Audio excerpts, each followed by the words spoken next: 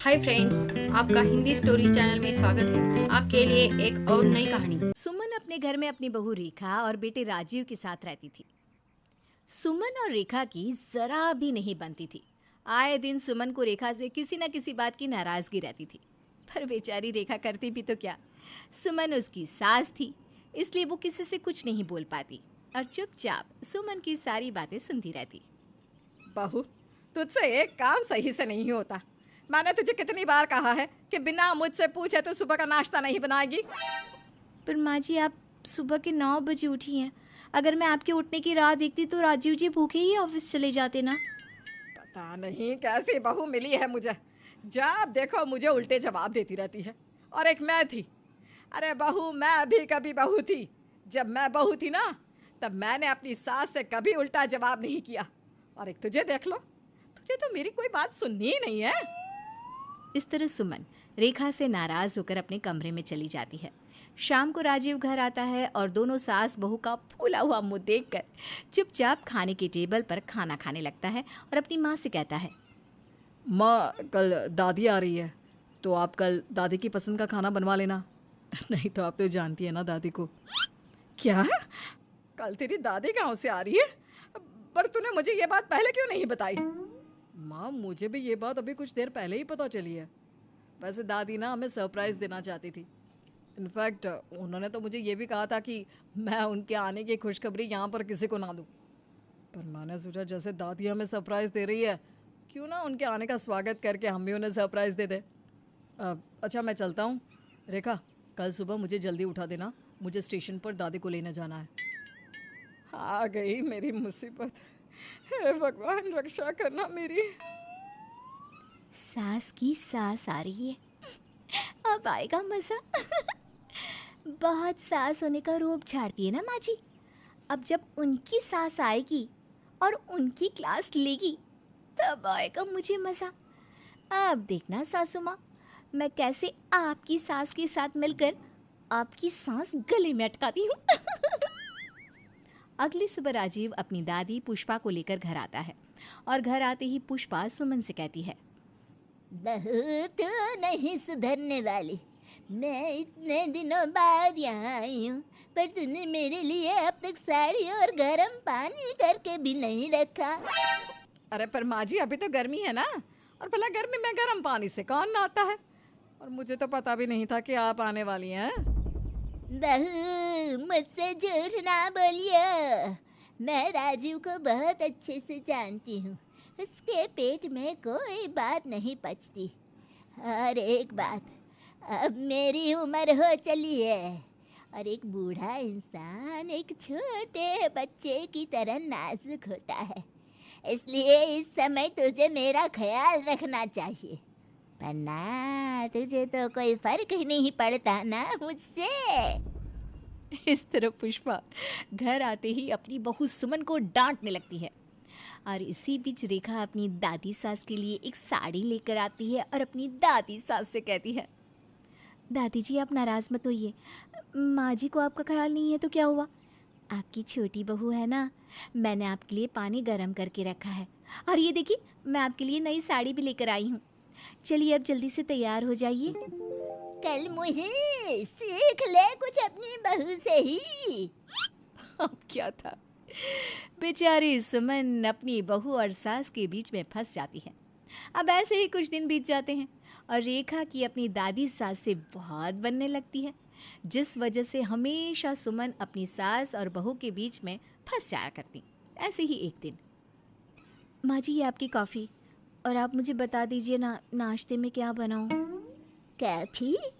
सुमन बहू, कब से कॉफी पीने लगी तू? और ये क्या है, हाँ?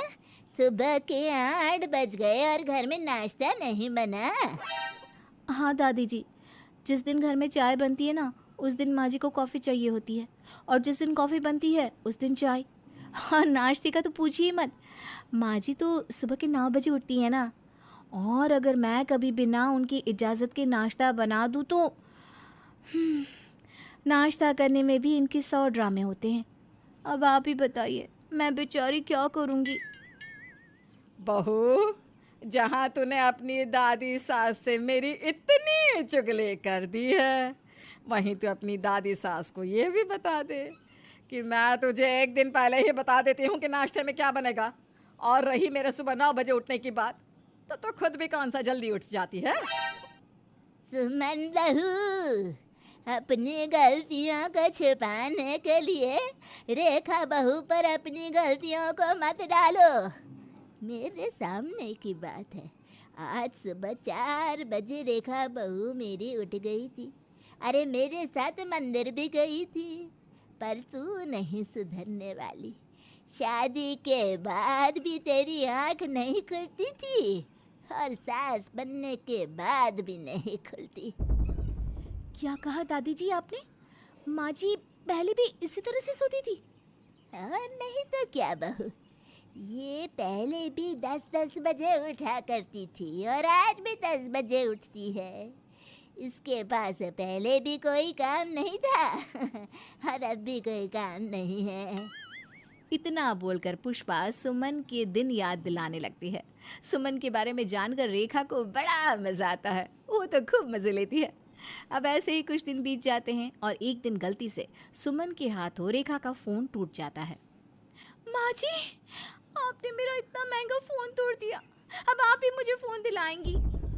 अरे बहू, मैंने तेरा फोन कोई जानबूझकर नहीं तोड़ा। जैसे भी हो, टूटा तो है ना।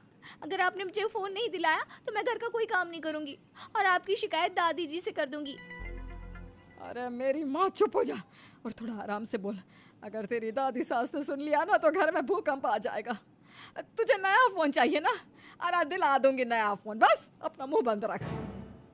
अब क्या था, अब रेखा दादी सास की धमकी देकर अपनी सास से अपनी बात मनवा लेती, जिसके बाद ना चाहते हुए भी सुमन रेखा को आईफोन दिलाती है। पर जब सुमन की सास पुष्पा रेखा के हाथ में नया आईफोन देखती है तो उसे वो फ़ोन बहुत पसंद आता है। बहू, तेरा फ़ोन तो बहुत अच्छा है। हमारे समय में तो ऐसे फ़ोन होते ही नहीं थे। काश मुझे भी कोई इतना महंगा फ़ोन देता।